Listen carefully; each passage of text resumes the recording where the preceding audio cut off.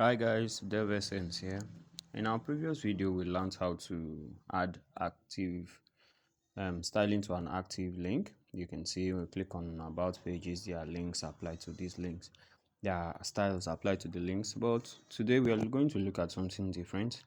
How do we animate these links, site logo, and buttons into the screen?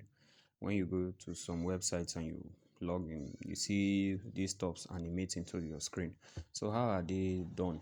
So today I've already added some keyframes like this sliding left from transform translate 500 pixel to transform translate 0. So let's copy it and see what it does to the nav links itself. So let me scroll over to where I have my nav URL. I write animation, add the animation name and give it a duration and an easing out function. So let's see what it does. Oh, you can see how the navs, how the links animate into the screen. What if I reduce the time so you see how that's really slow? So let's add our points there. Let's make it 3 milliseconds. So that's for that. Let's animate the button. Let's animate the button. Let's animate the button. I also have another keyframe from transform translate y minus 100 pixel to transform translate y of 0. So let's copy the animation name, and then let's go over to where we have our button, right? Animation, and then the animation name, and then the time, let's say 0.5 seconds, and an easing out function. Let's see what it does. You can see the button animating from the top to the bottom, so it slides from top to bottom. That's what the animation is all about, from minus 100 to 0.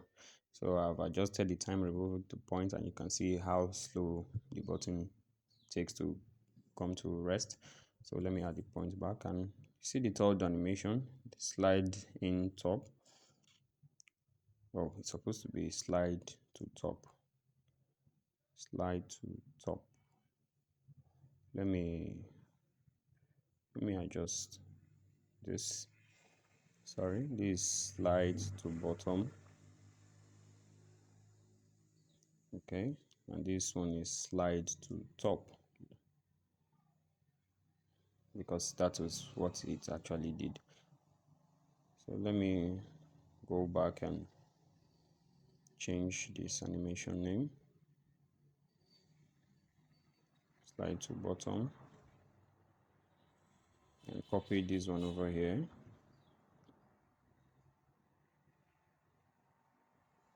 That's transform translate y. Added an opacity of 0, a filter of blur, and then to a transform translate y, opacity of 1, and a filter blur of 0. So when it's coming, it will not be obvious. That's why I set the opacity to 0. But when it's finally rest, the opacity will be 1 and the blur will clear to be reset to 0. So let's go back and add it to this site logo. First of all, let's go and copy the logo, the container where the logo is. So let's go to our HTML. Let's locate it. So we see a div class called logo. Okay, you can copy that now and just go back to our CSS. Right after the header, you can paste it there, dot logo, and then animation. Then we'll paste the animation name, then give it a duration of, let's say, 0.7 seconds, and easing out function. So we can see, wow, you can see how nice it's looking right now. Okay, let me make adjustment to this time. Let's say I make it just 2 seconds.